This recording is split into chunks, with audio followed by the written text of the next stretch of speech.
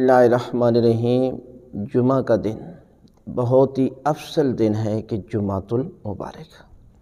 اس لیے جمعے کے دن بہترین یہ ہے کہ انسان کو غسل کرنا چاہیے، درود کی تلاوت کرنی چاہیے، ذکر اذکار کرنا چاہیے، اور اس دن انسان کو جمعہ بھی پڑھنا چاہیے، اس لیے کہ پروردگار نے قرآن مجید میں سورہ جمعہ نازل کی، اور اس میں اللہ کی ذات فرما رہی کہ جب جمعے کے دن اذان دی جائے تو اللہ کے ذکر کی طرف جلدی کرو، کاروبار چھوڑ دو، اس لیے کہ رزق دینا پروردگار کا کام ہے، تم رزق کے پیچھے نہ بھاگو، اللہ نے تجھے عبادت کے لیے پیدا کیا،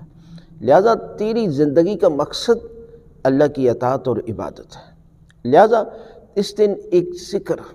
ہم بتاتے ہیں، ایک عمل بتاتے ہیں، لہذا آپ تسبیحات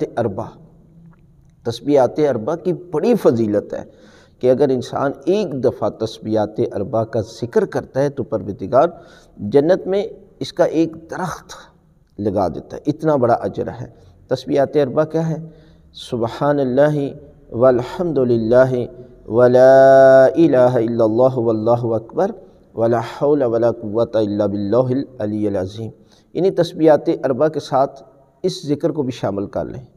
یعنی جب آپ تسبیحات اربع مکمل کرتے ہیں ولا حول ولا قوۃ الا باللہ العلی العظیم، تو پروردگار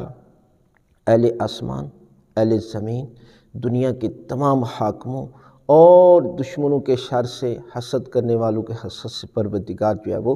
آپ کو محفوظ رکھے گا۔ لہذا آپ ایک تسبیح، یہ جو ذکر بتایا گیا ہے، اس ذکر کی ایک تسبیح جمعہ کے دن پڑھتے ہیں تو خالق کائنات جو ہے وہ آپ کو تمام نعمتیں جو بتائی گئی ہیں ان نعمتوں سے نوازتا ہے، اور آسمان و زمین کی تمام